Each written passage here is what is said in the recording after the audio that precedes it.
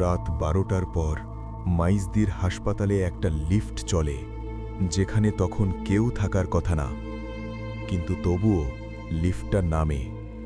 এই হাসপাতাল এখনো চালু, কিন্তু একটা ফ্লোর বছরের পর বছর বন্ধ। গার্ডরা বলে লিফট নিজে নিজেই চলে। দরজা খুলে ভিতরে কেউ নেই, কিন্তু একটা গন্ধ থাকে, ওষুধ আর পচা মাংসের। এক রাতে নতুন এক ওয়ার্ড বয় ভুল করে লিফটে উঠে পড়ে। লিফট থামে 4 নাম্বার ফ্লোরে। ভিতরে একটা লম্বা করিডোর, দুই পাশে পুরনো বেড, সব বেডের রোগী শুয়ে, চোখ খোলা। সবাই একসাথে তার দিকে তাকায়।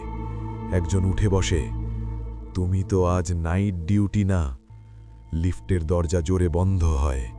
পরদিন সকালে লিফটের ভেতর একটা আইডি কার্ড পাওয়া যায়, কিন্তু সে আর কোনোদিন কাজে ফেরেনি।